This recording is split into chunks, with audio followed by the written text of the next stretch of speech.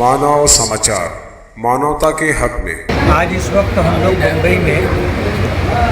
हमारे आउटर के आमदार दादा भुसे साहब, जो नासिक ज़िले के पालक मंत्री और महाराष्ट्र सरकार में कैबिनेट मिनिस्टर हैं, उनके बंगले के पास खड़े हुए हैं। मैं इस बात की वजाहत कर देना चाहता हूँ कि अभी जो सरमाई इजलास नागपुर में हुआ था, उस इजलास के अंदर टेक्सटाइल मिनिस्टर चंद्रकांत दादा पाटिल ने पावरलूम स्टडी ग्रुप तश्कील दिया था और उसकी पहली ऑफिशियल मीटिंग इस वक्त बम्बई मंत्रालय में थी। मालेगांव में ऑफिशियल मीटिंग को लेकर के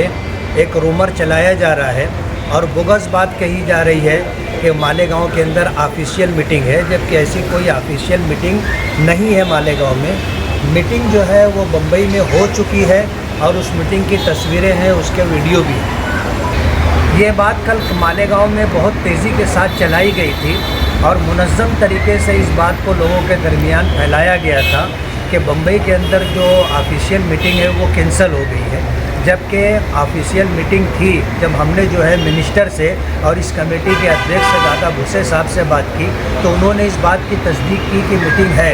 और 11:15 बजे मीटिंग शुरू हुई। तकरीबन घंटा भर मीटिंग हुई और उसमें जो स्टडी ग्रुप के मेंबरान थे, उनके अलावा मालेगांव से यूसुफ इलियास साहब, साजिद अंसारी, शब्बीर डेगवाला और इसी तरह जो है राजू भिक्कू और मालेगांव से एडवोकेट मोमिन मुजीब और हमारे और भी अहबाब उसमें शरीक थे। इस मीटिंग में क्या फ़ैसला हुआ? उस मीटिंग के अंदर अभी फ़ैसला नहीं हुआ है, फ़ैसला तो सरकार करेगी। तजावीज़ मांगी गई थी, उस सिलसिले के अंदर जो है पावर के ऊपर सब्सिडी मिले और अलग अलग 4 तरीके के जो टैक्सेस पावर बिल में लग करके आते हैं, वो टैक्स से ख़त्म करके साफ़ी जो है एक अमाउंट तय किया जाए पर यूनिट और उसमें सरकार सब्सिडी दे और फिर वही इस मंजूर हो और उसको लागू किया जाए। दूसरी बात ये थी कि पावरलूम पे जो कपड़ा तैयार होता है, वो जो कपड़ा तैयार होता है और कपड़ा स्टॉक हो जाता है, सरकार उसे रखे और उस कपड़े की जो कीमत है उसका 80% जो है जिनका कपड़ा है उनको सरकार दे ताकि रोलिंग चलती रहे। इसी तरह यार्न बैंक की जो मरकज़ी सरकार की स्कीम थी, उससे मालेगांव के कुछ लोगों ने फ़ायदा उठाया था, वो स्कीम बंद हो गई। उस स्कीम को दोबारा शुरू किया जाए और सबसे अहम बात उसमें ये है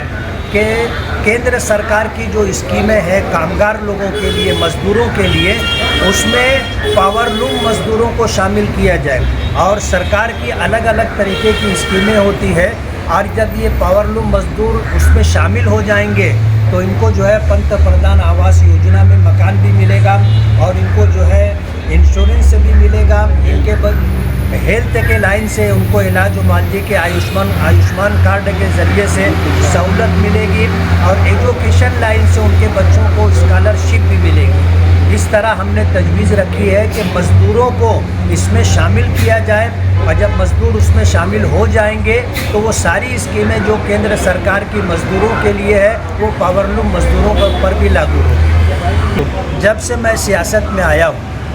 और उससे पहले पावरलूम को लेकर के मालेगांव पावरलूम तंजीमों के ज़िम्मेदारान सरकार की बनाई हुई कमेटियों में या इसके अलावा और प्रोग्रामों में शामिल होते रहे। उनका ये तजुर्बा है और मेरा ये ज़ाती तजुर्बा है कि ये मीटिंग बहुत ज़्यादा पॉजिटिव रही। वजह उसकी ये रही कि इस कमेटी के जो अध्यक्ष हैं दादा भुसे साहब, वो खुद सुनना चाहते थे और उनकी दिलचस्पी का आप अंदाज़ा इस बात से कर सकते हैं कि इस ऑफिशियल मीटिंग से पहले उन्होंने मालेगांव में 2 मीटिंग ली और तमाम पावरलूम तंजीमों के ज़िम्मेदारान ने वहाँ पर वो सारी तजावीज़ रखी जिन तजावीज़ को रूब अमल लाने से मालेगांव को और ख़ास तौर पर प्लेन और सादा पावरलूम को फ़ायदा मिलेगा। और इस वक्त जो है मीटिंग के अंदर ये बात रखी गई कि महाराष्ट्र में जितने पावरलूम सेंटर हैं, हर पावरलूम सेंटर के अपने अलग अलग मसाइल हैं, इसलिए जहाँ जिस चीज़ की ज़रूरत है उस सेंटर पर उसकी सहूलतें फराहम की जाए।